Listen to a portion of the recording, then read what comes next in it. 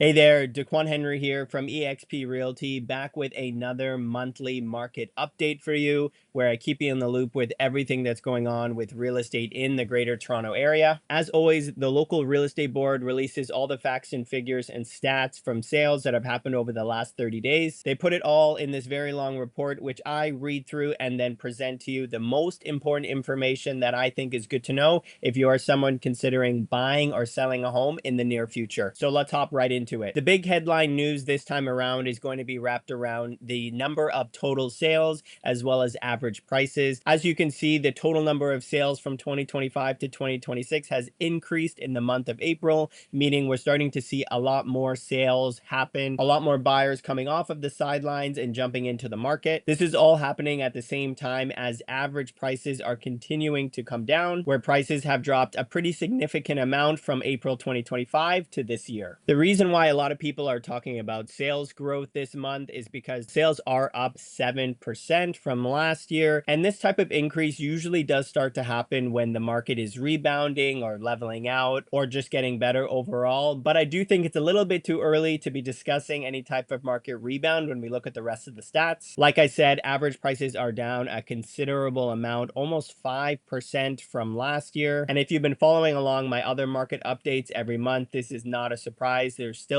many different factors that are pulling down prices, which I will speak to a little bit more at the end of this video. And what makes this update interesting is that while we are still seeing an increase in demand in the amount of sales, what makes this market really interesting is that typically when we do see the total amount of sales increase or that demand increase, that often usually means that prices are following, where more sales are happening, people are excited, the market is going up, things are normal. But I find the reason that we're seeing the amount of sales start to uptick is because prices are coming down. And the more that prices fall, the better affordability gets for everybody. And what that will lead to is just more people being able to purchase a home or even wanting to purchase a home. So I feel that as long as we start to see these prices come down and that affordability get better, it's only going to be natural that sales also start to uptick because more people can afford to now get into the actual market. I feel like that dynamic also affects these other two figures here of new listings and active listings.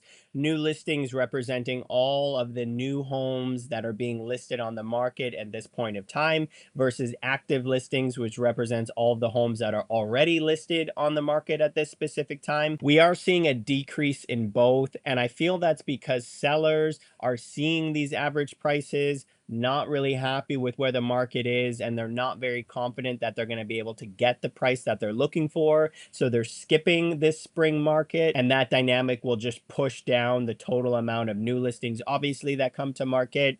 This is something that we'll watch closely because some sellers are going to be hopeful that maybe the summer or the fall market will be better or even next year. But based on what we're seeing right now, I feel like those sellers are going to be disappointed as there's not many signs showing that prices are going to be better or the market's going to be more favorable for them, at least in the near future. And the number of active listings decreasing by about 6.4% ties this whole idea together, because if we're starting to see more sales, buyers becoming more excited, that demand picking up, and at the same time, we're seeing that supply or new listings come down because sellers are not happy with the prices that they're seeing on the market, we're slowly going to start to see that amount of active listings decrease just because that demand is picking up faster than the supply, or all of those sales that are happening are not being replaced by new listings coming to the market. So all of these figures, like I said, do tie into one another. When we break down that sales volume and average prices a little bit deeper into the 416 and the 905, I feel like it tells a very big story. If you're not familiar with these two figures, the 416 and the 905, those are area codes. 416 representing that more central Toronto area, where 905 is more of that greater Toronto area outside of the city center. But what I think is really important to note here is over here on average prices.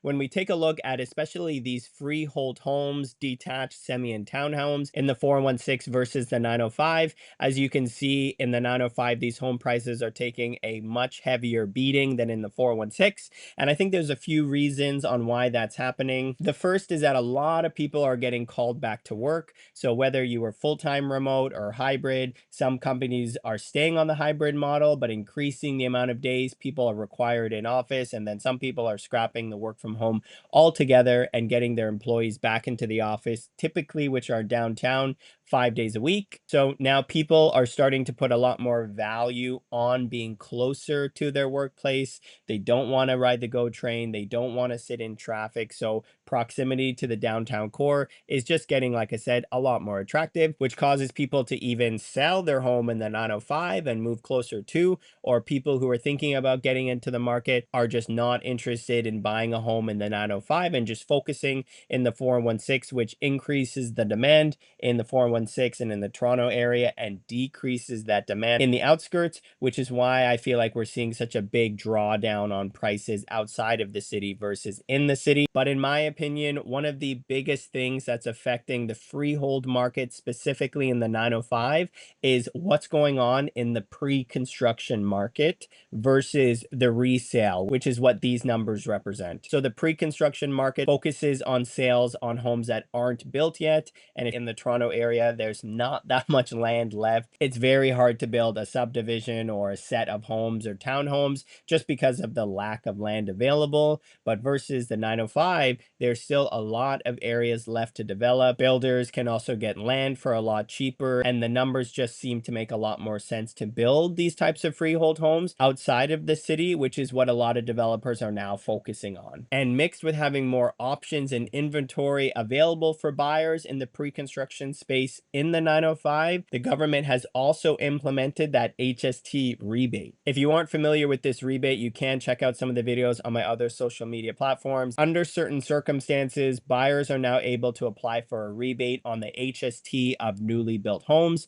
This would give some buyers the opportunity to apply for a rebate of up to $130, obviously then making the discussion around pre-construction homes a lot more attractive for buyers versus the resale side of things. So now these sellers in the resale space are dealing with high inventory, not a lot of buyer interest, and now mixed with a demand being pulled away from the resale space and into the pre-construction space, given this rebate and everything else involved. And I do have an example that really illustrates the options that buyers have. So on the left here, I have a pricing package from Mattamy Homes, the developer. If you haven't heard of them, they're very big, especially in Milton, which they have a new project, Hawthorne East Village, and they have some detached homes here with single car garages starting at $926,000 after the rebate that I just mentioned from the government. And on the right here, I do have a home on the resale market currently listed for sale.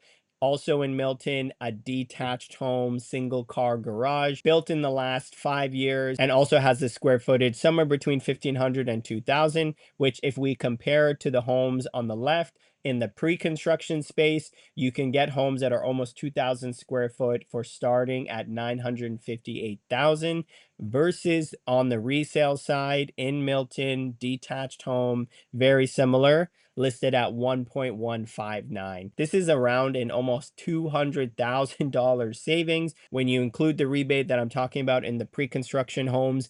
A savvy buyer is looking at these two options and asking themselves, why would I pay for a resale home, pay this premium over a newly built home straight from the builder, given this rebate that the government is proposing? A lot of this demand is now being pulled to the pre-construction market just because of the savings and value you would be able to get if you are someone who wants, of course, a pre-construction home versus a resale home. But this is a big factor in why we're seeing prices being pulled down month over month. If you got to the end of this video, I'm hoping it means you got a lot of value in what I've spoken about, and I hope you enjoyed it. It would mean a lot to me if you did drop a like and subscribe to my channel. That way way, anytime I post a brand new video, you will get an alert on it. If you had any questions at all of the things that I spoke about, or even your own personal questions about buying or selling real estate, feel free to drop a comment in the video below, or you can click the link in my bio and book a call with me. There's no cost, there's no obligation. I'd be more than happy to connect with you and chat with your goals when it comes to buying and selling real estate. That is all the information I have for you today, and I'll see you on the next one.